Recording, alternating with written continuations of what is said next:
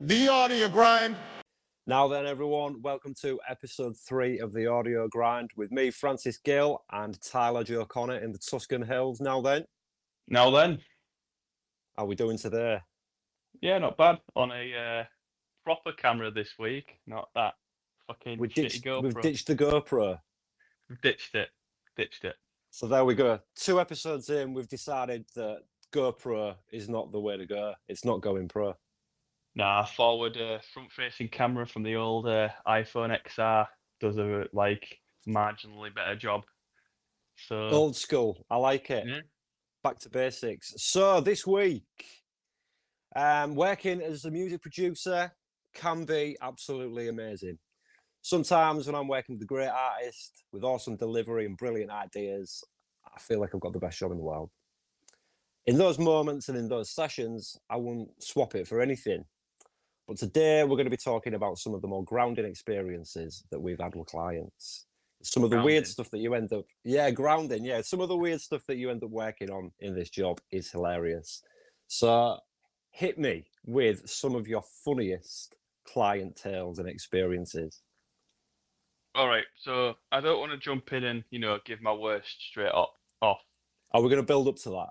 Yeah, so we're going to build up. We're going to go for one of the lower ones down the spectrum, which was more of a creative blessing rather than something which was a well, I guess you could say it was a nightmare. But so I was working with this lad from particularly warm country. Naming no names. We're going to keep everything very yeah. There's only one name I'm going to name today because I've got it all planned out in my head, and this person fucking deserves it. So anyway, we'll get into that later. So recording vocals, I'd done the rest of the track, and so they're recording their vocals, and I don't know where the fuck they were, if they'd actually literally taken their old recording gear outside into the Australian outback or some shit.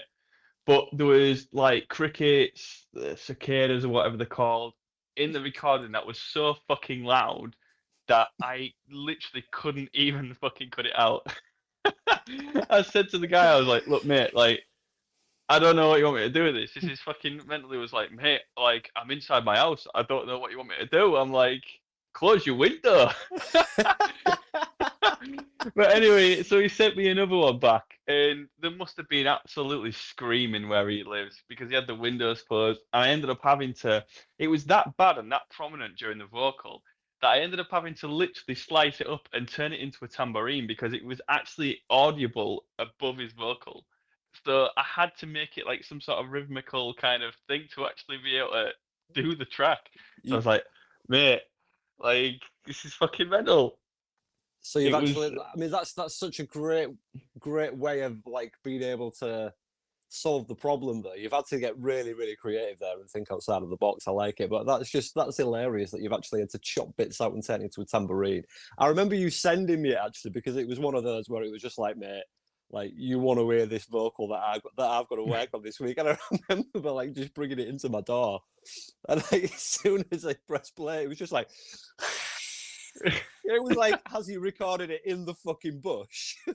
The thing is, though, when you're like working on a budget like that, I mean, the reason why it was unfixable is because he just physically couldn't record it in any other way. So you just got to make do with what you've got, especially when you're working with these kind of clients who, they're not paying you that much. They don't have that kind of gear, but they want a decent product. You got to do your absolute best for them, and sometimes you just got to get creative like that. Which it's funny, but I remember calling you like in endless amounts of stress. I was sweating. I was that stressed. I was like, oh my god, this guy's paid a few hundred for this track, and I don't know what I'm gonna do. I don't know what I'm gonna tell him.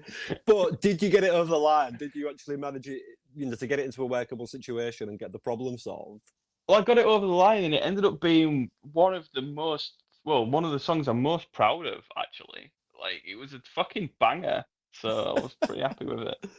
That's great. Well, so go on then. Tell us about yours. Go on. We'll take turns. All right. Okay. So to open up then, I had a guy get in touch with me. Again, I'm not gonna name names, but a guy got in touch with me about a year ago, and he'd had this idea. Basically, he'd replaced the words to Space Oddity, you know, the David Bowie song. Yeah. And do you remember Captain Tom, the guy that like raised like millions and millions for the NHS during the pandemic? And he was like, what was it? He was like doing laps around his garden and like getting people to sponsor him on like a donation page on the internet. Yeah. And he like ended up like kind of accidentally raising millions of pounds, and he kind of became this like national hero. I mean, it's only recently, wasn't it? Yeah. So basically, like this guy had replaced the words to Space Oddity and made it about Captain Tom. And it was the most cringeworthy thing ever. And he'd actually gone to Bowie's publicists. Is that the right word? Publicist, publisher, whoever, whatever, you know, Bowie's people, and said, I've replaced the words to Space Oddity. Will you let me use the song for charity? Like, you know, I want to donate all of the proceeds back to the NHS. And like Bowie's team had just said to him at the time, flatly, no, absolutely no way. Yeah. And then when Captain Tom died, it was like a bit of a national event, wasn't it? Not event, but you know, it was a big deal. It was like on the news and stuff like that. Yeah. He went back to them with revised lyrics and said, you know, Captain Tom's died. I'd really like to sort of like put this out. You know, do you have my blessing to use essentially the music to Space Oddity? And they came back to him really surprisingly and said, okay, get us something to listen to. Fucking hell. So I'm like, right, okay. This is the story from him. So then he comes to me and just said, I want to do a version of Space Oddity with these revised lyrics. So I'm like, right, okay. I mean, this is before I've seen the lyrics. So I'm like, so what are you asking for then? What do you want to do? And I was like, you know, are you a singer? Are you a musician? He's like, no, I'm not a musician at all. I don't play anything. I'm not very musical. I just want to put something together with these different lyrics. So I'm like, right, okay. So you're gonna want a singer, I assume. Like, you know, I know several singers that we could use. And he's like, yeah, okay. Like, how much is the singer gonna cost? I'm like, right, okay. Well, this person will do it for this much. You know, she's available on these days and whatever. So like, ended up like booking a session in with the singer. So I was like, in terms of arrangement, what do you want? I was like, it's going to cost you like way more if you want me to do like a faithful recreation of the track. Or you could just do like an acoustic version of it, because I guess like the main point of it is you just want to get across the message of the lyrics. And I said, I'll be able to do it way cheaper for you. So he's like, yeah, all right, let's do an acoustic version of it. So anyway, I pull up the lyrics and I have a read of these lyrics. And you know, the original Space Oddity is ground control to Major Tom. Yeah. What is it, like commencing countdown engines on? And he changed the words to NHS to Captain Tom. NHS to Captain Tom. And it's like, get your walking frame and put your medals on. Oh man, like like I had a video call with the singer. I'm not going to name her, because if she finds out that I've been like nearing her, like, you know, in this work, she'll just like slit my throat. But yeah, like I had a video call with her, and I remember reading her out the lyrics, and she's just there like literally head in hands, like, oh my god, like, do I have to sing this? It's such a fucking shame, man, because it comes from such a good fucking place as well. Like, you know, they're really trying to do something like good here, and it's just the most poorly executed thing. Yeah. Well, it's like it was funny because I mean, like in the session, it took us 10 hours to get a lead vocal because we just couldn't stop laughing. Like every time like she'd go to sing a line, we had to do it literally like tiny bit by tiny bit, because she was just like opening her mouth to sing NHS to Captain Tom, and it'd be like NHS to Captain, you know. So just that absolutely, because like I guess like in these moments, like whether you're the guy sat behind, you know, the board pressing record, or you're the vocalist in the booth tracking the vocal, it's like it's one of those moments where you just think, what the fuck am I doing with my life? Like what is going on? So like I've got a few things lined up in the door next to me. Do you want to hear a little bit of it? Go on then. So it goes straight in with the words. Cringe fest. Come on. NHS to Captain Tom. NHS to Captain Tom. Get your walking frame and put your medals on. NHS to Captain Tom. There you go. NHS to Captain Tom. It's so well sang though, and it's like obviously she's put all the effort to try and make it sound moody, and it's just like oh. So yeah, go on then. Oh. Hit me. Next. All right, we're ramping it up a bit. All right, I think this is probably one of the most frustrating experiences in my career so far. Was there was a European guy that contacted me. He was one of my first clients actually. When I first jumped in and started just after the pandemic. So we'd be doing tracks together, basically writing an album, and which turned into 2 albums. So we'd done like a full album, and it was just instrumentals, like working together. You know, sending me ideas, me working on the instrumental and stuff. So, and he messages me, and he's like, right, I want to do another album complete with a slightly different sound. I'm like, yeah, sure. So he pays me a lump sum of money to do the full album. So it's 12 songs. So it was like a really big deal for me. I'm like, fucking yeah, this is a lot of money. And he was like, but this time I want to put vocals down to it. I'm like, fine, no worries at all. You know, make sure you get him recorded properly. You know, giving him some advice on how to record himself and stuff like that. Or if he should just go to a studio. Because normally when they're quite young, if they've got a mate who goes to like music college or something like that, you can quite easily swindle it. But he didn't really have anything like, well, he said he had something like that, but he obviously didn't go to anything like that. So I finished all these instrumentals. Was quite happy with the products. And he was like, right, I've managed to do a couple of demo recordings of the vocals just so I can basically take them to the studio because I'm not quite happy with the quality. And I can re-record them, but I just want to hear the song as a whole, just so I have like a demo. I'm like, yeah, no worries, send me over the vocals. And he sent me over these vocals, and they was really good. Like the recording quality wasn't great, and there was all like quite heavily auto-tuned, which normally you wouldn't send them tuned to a mix engineer. You just wouldn't do it, or no processing. So it was quite heavily tuned, but it did tell me there was demo vocals, so I didn't say anything. I was like, yeah, no worries. And there was all different types, like clean vocals, screaming vocals, and all this shit. So I did all the songs, sent them off, and like, look, as soon as you're finished, just send me all the vocals together, and I'll, put them all together. Anyway, so some time passes, and I'm talking like nearly 7 months passes, and I message him. I'm like, dude, like, can we get this wrapped up, please? I've got an album's worth of content on my computer, which I just need to sign off. Do you know what I mean? He'd already paid me for it at this point, but I didn't want the sessions on my computer anymore. Anyway, so he's like, yeah, okay, give me a week. So anyway, a week later, he sends me these vocals, and fucking Jesus Christ, it sounded like somebody who had just been like, who had never heard music before. It was obviously a completely different person singing these vocals. He'd obviously completely fucking lied. The people that were singing before was not him at all. Well, they brought And session musicians in for the first yeah. demos. Yeah, so what he'd done is, when he was sending me ideas over for the tracks, he was hiring people to play the guitar. So basically, he'd hired me to play with another producer who we didn't know each other.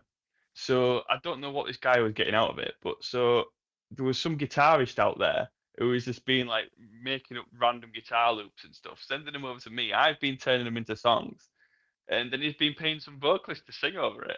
And then for some reason thought, right, I'm going to learn to sing. He'd hired a singing tutor, apparently. Yeah. Tried to learn to sing and scream, and it just wasn't for him. He was a good marketer, but it just wasn't for him. Like, and I'm not even, I say this from the best place possible. It was fucking terrible. It was, I don't even have any examples. I tried to find it this morning when we had the idea for the episode. I was like, right, I need to show a clip, but I just don't have it. And it was, the only thing I can describe it to is it just sounded like a Teletubby trying to scream.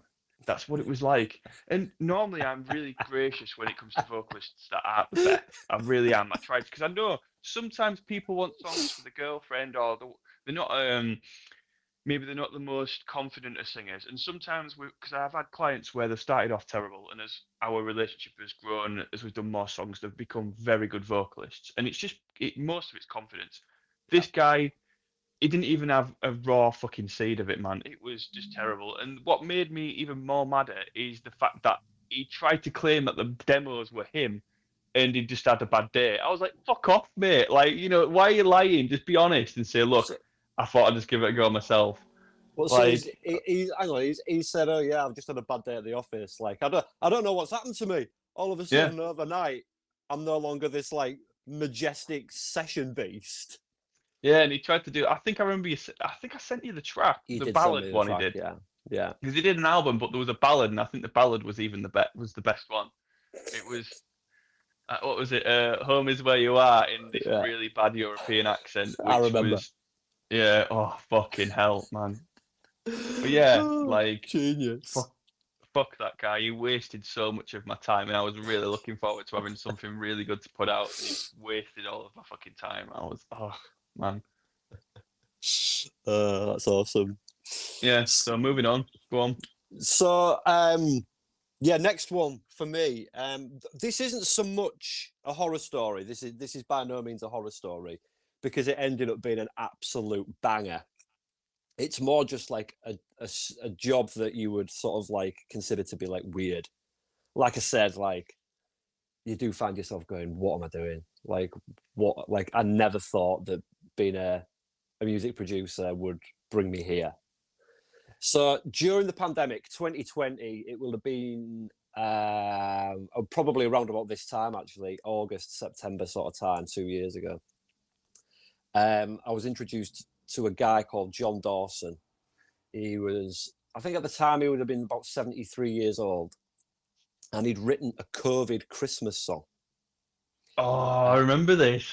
Yeah, he'd written a COVID Christmas song, and to be fair, he had a decent melody, and the arrangement was kind of like pretty good. The lyrics are funny, like hilarious, but the song was called "Santa's Still in Lockdown." Yeah, and it was about what we're going to do this Christmas because Santa's in lockdown. Is Santa going to come? Is he not? Is he not going to bother this year? And he'd brought in his grandchildren to sing backing vocals in the choruses, like a grandkid choir. And they hired out a studio near me. They hired out Element. Yeah. And they recorded the grandkids for this full sort of like studio experience and whatever. And they sent me the stems to mix because my job was basically like put a song around it. We want some drums, we want some bass, we want guitar layers and stuff like that. And John recorded the lead vocals with me. We got a session singer to do some more female backing vocals on the track as well.